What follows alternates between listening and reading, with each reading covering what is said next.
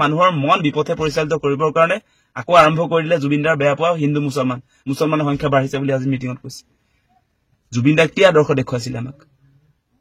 তেওঁ কৈ থৈ গৈছে মোৰ কোনো জাতি নাই মোৰ কোনো ধৰ্ম নাই আপুনি আকৌ ধৰ্মক লৈ সদায় ৰাজনীতি কৰিবলৈ আহে ভাবি চাওক এবাৰ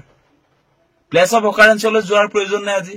অসম পুলিচৰ এছআইটি ইমান আগবঢ়া নে ঘটনাস্থলীলৈ নোযোৱাকেও আপোনাৰ তদন্ত প্ৰক্ৰিয়া চলিব পাৰে ইয়ত পাৰ্টিত থকা ইয়তখন চলোৱা চালক দুজনৰ কোনো ধৰণৰ ষ্টেটমেণ্ট নালাগে আজি এছআইটিক বহুত ওপৰৰ এছআইটি দেখোন তেওঁলোকে কল্পনা কৰি মানে গোটেই আপোনাৰ কেনেকে মৃত্যু মুখত জুবিনদাক পেলালে সেইবিলাক উলিয়াই পেলাব নেকি আজি তদন্ত প্ৰক্ৰিয়া পুৰা চলিছে বুলি যে কৈছে ইফালে এতিয়ালৈকে আজি 3 সপ্তাহ পাৰ হৈ গল আজিৰ দিনটোলৈকে এছআইটি কিন্তু ছিংগাপুৰলৈ যোৱা নাই যাব পৰা নাই ইয়ত পাৰ্টিত উপস্থিত থকা বাকি যিবিলাক সদস্য আছিল আসাম এছ'চিয়েশ্যনৰ তেওঁলোকৰ ষ্টেটমেণ্ট আজিৰ দিনটোলৈকে ল'ব পৰা নাই আৰু সাক্ষী হিচাপে যে আপোনাৰ জাহাজ চলাই আছিলে সেই দুজন ব্যক্তিক এতিয়ালৈকেতো আপোনাৰ খুটপুছ কৰিব লাগিব নে নালাগে সেই কথাও আজি কোৱা নাই গতিকে আপোনালোকে কথাবিলাক বিবেচনা কৰক আজি মুখ্যমন্ত্ৰীয়ে হাল এৰি শিয়াল খেদা কামত ব্যস্ত হৈছে আজি তেওঁ কৈছে আজি আকৌ পুনৰ আহি গল নহয় সাম্প্ৰদায়িক ৰাজনীতি মিয়া মুছলমানৰ জনসংখ্যা 38% বাঢ়ি গল বুলি ক'বলৈ আৰম্ভ কৰিলে নহয় জুবিনদাই ধৰ্মক লৈ কেতিয়াও ৰাজনীতি আপুনি যে কৰি থাকে এইবিলাক সমৰ্থন কৰা নাছিলে গতিকে আপুনি এই মুহূৰ্তত অন্তত সাম্প্ৰদায়িক ৰাজনীতিৰ পৰা বিৰত থাকিব লাগিছিল আজি আৰম্ভ কৰিলে আকৌ আপোনালোকে নিশ্চয় দেখিছে যে জুবিনদাৰ ন্যায়ৰ যিটো দাবী সেইটো মানুহৰ মনৰ পৰা পাহৰাবৰ কাৰণে সেই কথা পাহৰাবৰ কাৰণে তেওঁ দৈনিক আপোনাৰ জনসভাবিলাক পাতি আছে হিতাধিকাৰী আপোনাৰ এই কি অৰুণোদয় হিতাধিকাৰী আজি মুখ্যমন্ত্ৰী উদ্যমিতা আঁচনি বুলি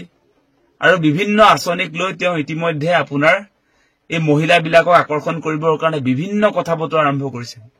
এটা কথা ঠিক দেই মুখ্যমন্ত্ৰী ডাঙৰীয়া আপুনি যিমান ভাষণ নিদিয়ক কিয় যিমান আঁচনি নিদিয়ক কিয় আপুনি হিতাধিকাৰী 40 লাখ 1 কোটি 2 কোটি দি দিয়ক তাত কোনো মতলব নাই সবকে এটা কথাই লাগে জুবিনদাই ন্যায় পাব লাগিব অসমবাসীয়ে ন্যায় পাব লাগিব কি পৰিস্থিতিত পৰি জুবিনদা আজি আমাৰ মাজত নাই সেই ৰহস্য উদ্ঘাটন কৰিব লাগিব আৰু আপুনি মিঠাতেল ফ্ৰীকে দিম বুলি ক'ব আপুনি কি অৰুণোদয় হিতাধিকাৰী 40 লাখ কৰিলো আৰু কৰিম বুলি মাসকলক আমি সহায় কৰিম সেই কথা বতৰা ক'লে সেই কথা বতৰা কৈ থাকিলেও এই মনত যে জুই একুৰা যে জ্বলি আছে প্ৰতিগৰাকী অসমীয়াৰ সেই জুই কৰা কেতিয়াও আপুনি নুমাব নোৱাৰে জুবিনদাৰ ন্যায় লাগিব সেই কথা স্পষ্ট আজি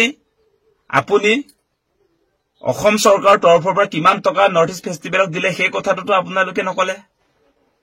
আজি ইমান দিন যে চলাই লৈ গল আৰু শ্যামকানু মহন্তই নিজে কৈ দিলে যে সেই অনুষ্ঠানটো প্ৰেজেন্ট কৰিছিলে ভাৰত চৰকাৰৰ হাই কমিছনে আৰু অসম চৰকাৰে এই নৰ্থ ইষ্ট ফেষ্টিভেলত